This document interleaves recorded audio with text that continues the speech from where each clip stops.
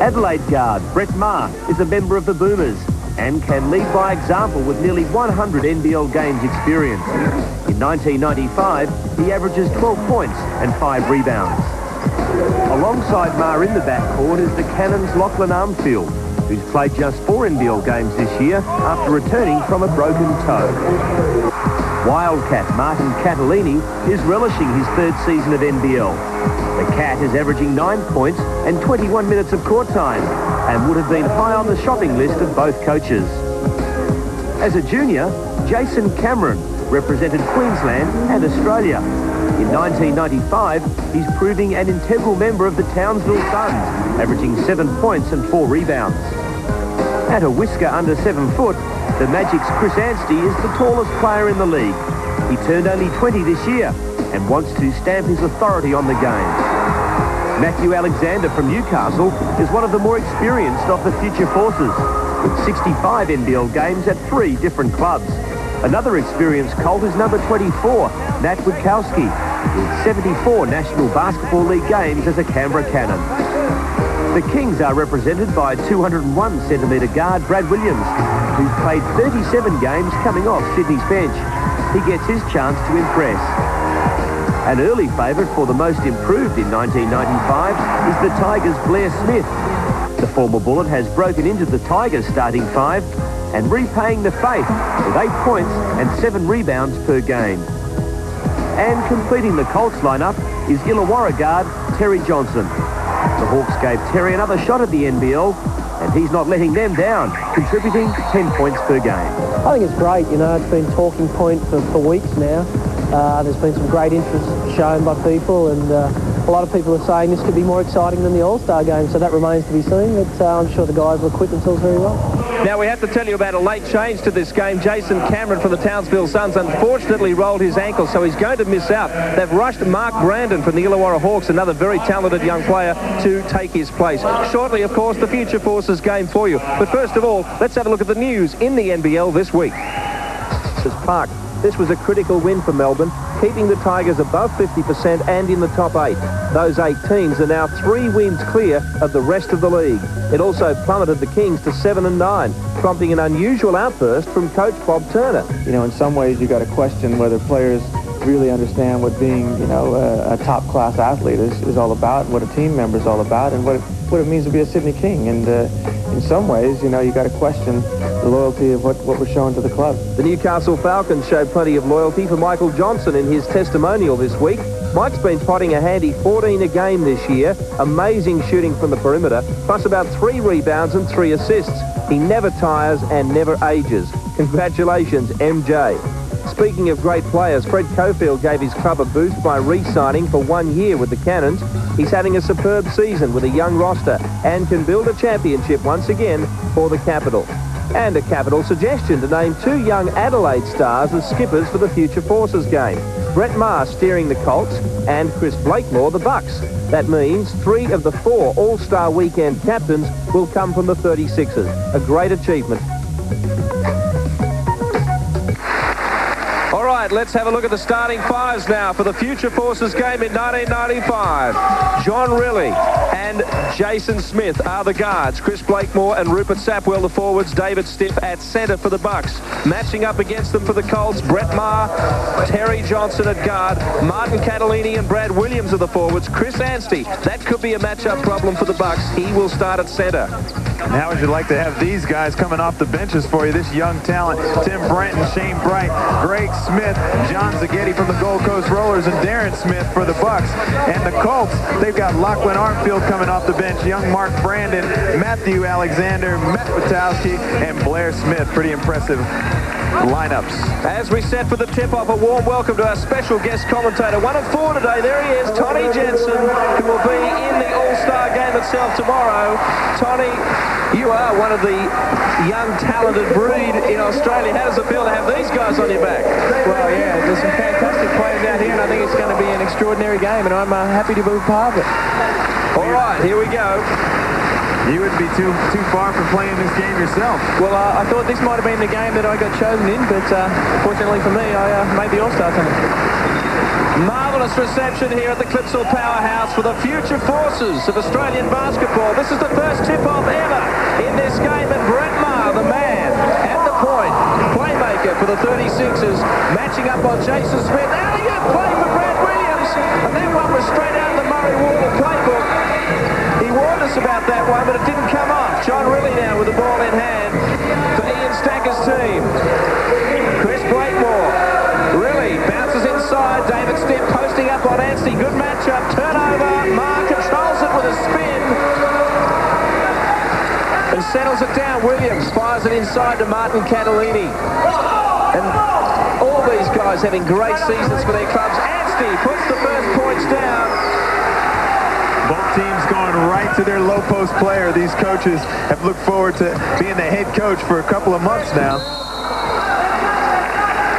Both Murray Wardle and Ian Stacker. This will be a battle of... That is what you call a legitimate three-point shooter right there. Well, there's no doubt that he can shoot the basketball. I thought he could just shoot the ball in a set position, but apparently his feet aren't really quick, but he's just got great hands and can get his shot off. Now Blair Smith comes in as Armfield also gets in the game, avoiding the double team. Plays the give and go, but it's taken out. Brenton's got the ball. Blair Smith replacing Chris ANSTEY at the pivot. Blakemore's still on. Brenton shoots another three.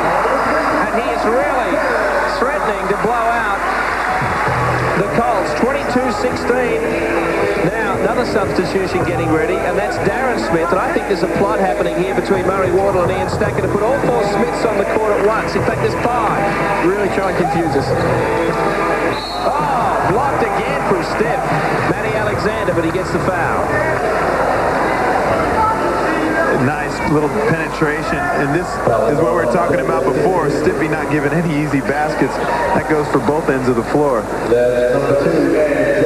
You look at Matthew Alexander on the line, but Tom, has Tim Britton won the ball or what? He gave it up and likes to give it back. He definitely come here ready to play tonight, hasn't he?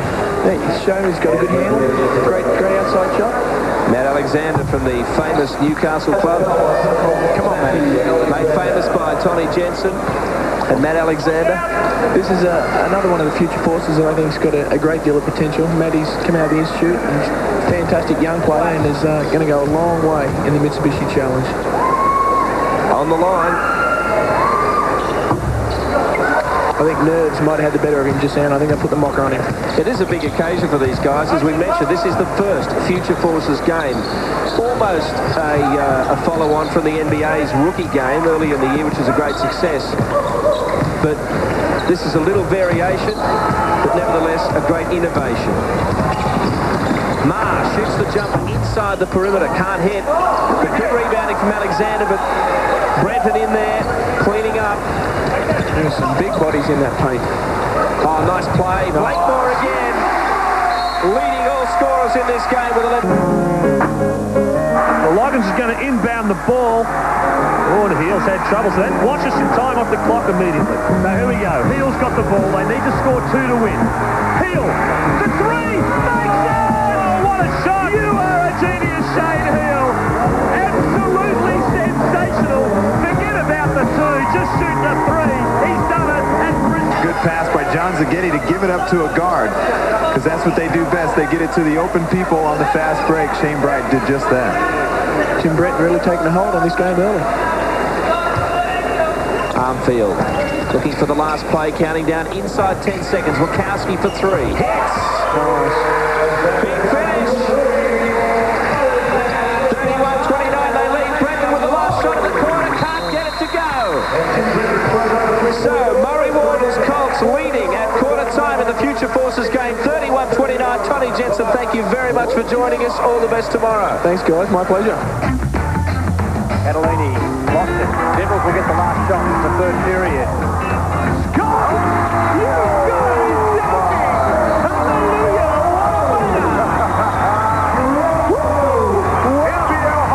Terrible time in this next quarter. I'll be right near Billy, that's for sure. If he's doing anything wrong, I'll certainly let him know about it. Well, John's going to give us a few insights into the coaching techniques of Ian Stacker in a moment, but we'll just get ready for this second quarter.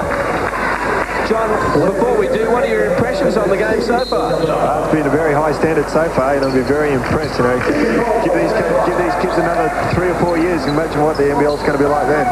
And you must be pleased, such a great representation. Your club in Adelaide have got a large number of players in not only the entire weekend, but particularly this game. Oh, for sure. I don't want to be biased, but it's good to see 5 Magic players out there. They're doing a good job so far. Well, it's a credit to Brian, because Brian Gorgia went with the youth policy this year, mixed in with a couple of experts like yourself, and it's paid off big dividends. You can't be any higher on the table than you are.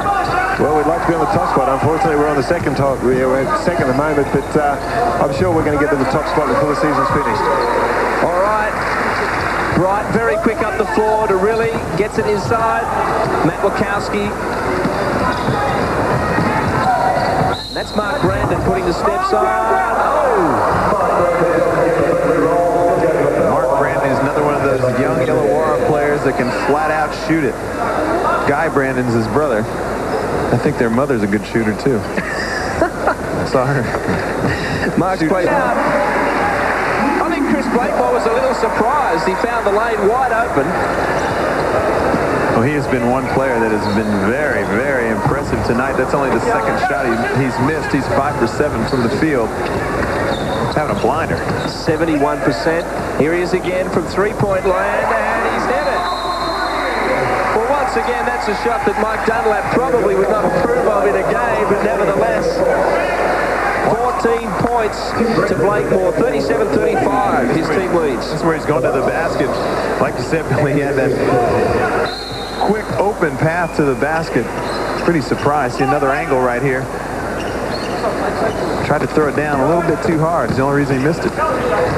Full court pressure here being applied. Armfield. Nicely recovered there. Gets it to Catalini. Now turnaround jump shot right over the top. And here's the man, Blakemore. He's in everything. He and Brendan, the Adelaide players, lifting instead. Rocks the rim with that one.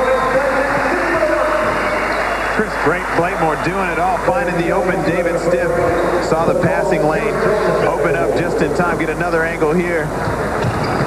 Delivers right at the right time, Stiffy, and there's another player that we're going to see some good things coming from in the not too distant future. Hopefully Hobart can hang on to him. John, great to see guys, well, as we speak, Brenton gets the lay-in. John, great to see guys like Riley and Stiff coming back here and making an impact in their home country. Certainly is. Stiff now had 2 years over in the college in America, and he's come back and he's fitted right into the Hobart Devil team really well this year. He's given them an extra man.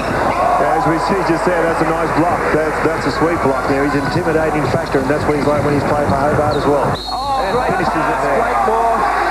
And some nice defense from Blair Smith. I mean, he fouled David Stiff, but it would have been a nice dunk. Oh, look at this replay. Nice pass. Blakemore again, and watch him finish. And that is the difference between an average player and a very good player. Take the contact and still concentrate and put that basket in. On the line they will be, but right now it's 43-30.